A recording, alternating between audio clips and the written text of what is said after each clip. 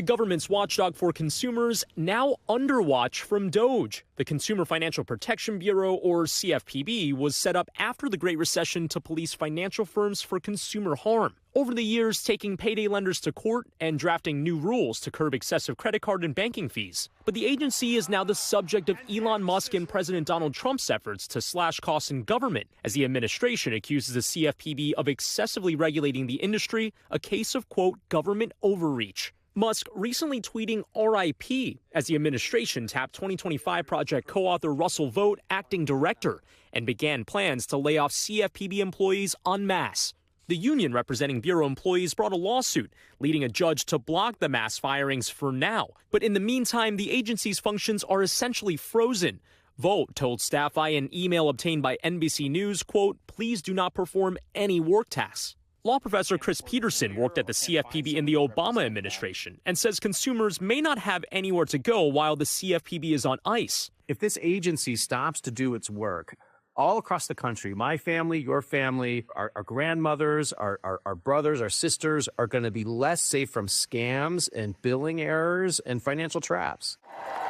The move's drawing the ire of Democrats, including Senator Elizabeth Warren, the architect of the agency. They have said, just stand by and let the Wall Street boys take your money. The agency says it's returned $21 billion to scammed Americans since 2011. Consumers didn't have any place to really file complaints. They didn't have anywhere to go when the biggest banks in America was ripping them off. Among the Bureau's most notable actions, getting the three major credit reporting bureaus to wipe medical collections under $500, pushing banks to reduce overdraft fees, and settling with Wells Fargo for $3.7 billion for allegedly wrongly repossessing cars and improperly charging customers fees on mortgages. Wells Fargo admitted to unacceptable practices. The basic mission of holding Wall Street banks accountable is very popular. One of the agency's latest projects, taking on Capital One, alleging the bank cheated savers out of more than $2 billion in interest. You and your money deserve better. Spurring a lawsuit after consumers say Capital One kept them in the dark about a high-yield savings account that would have earned them over 4%, as they stayed in accounts yielding just 0.3. The interest rate on the website was something that they were not getting, and they ultimately figured that out and called to complain to Capital One, and they were outraged. Capital One turned to a strategy of blaming the victim, saying, you should have figured it out sooner.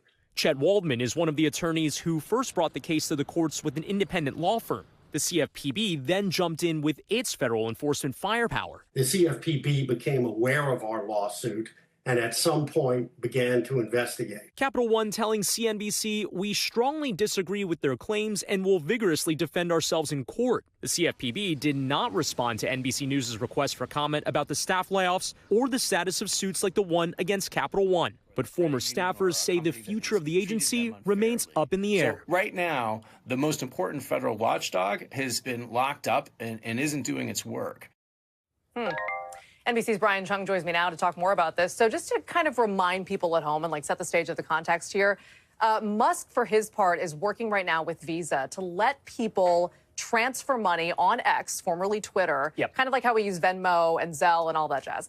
How could this paint the picture of kind of the conflict of interest we could be seeing here? Yeah, well, I mean, Maggie, you can kind of see the through lines here, right? Which is that Elon has said he wants X to be more than just a place where you kind of post about your day. He wants it to become the everything app, which would include payment systems. So yes, he's partnering with Visa right now, but at some point X might have its own types of financial services offerings, in which case, who would be the regulator over that? It would be the Consumer Financial Protection Bureau. That's the reason why the law professor that we spoke to as part of that piece said that this would be a direct financial conflict of interest. But we did hear from Trump and Musk in an interview on Fox News yesterday saying that any types of conflicts of interest, not with the CFPB specifically, but broadly, would be something that Trump would want Musk to recuse himself from. The question, Maggie, is how would voluntarily, but the question is how would we know that? And you can also copy and paste these concerns with SpaceX, with Tesla. There are a number of other regulators that are supposed to be in charge of policing those respective businesses as well. And by the way, we said CFPB isn't responding to our request for comment. Do we know if their press person still has a job at this point? Well, again, there's been all these mass layoffs, but I think there's been some ambiguity around whether or not those those workers are actually fired because, again, they're making their way through the court system as those workers do try to appeal that. All right. Well, Brian, we appreciate the clarity and the context. Thank you so much. We'll see where this goes. Thanks for watching. Stay updated about breaking news and top stories on the NBC News app or follow us on social media.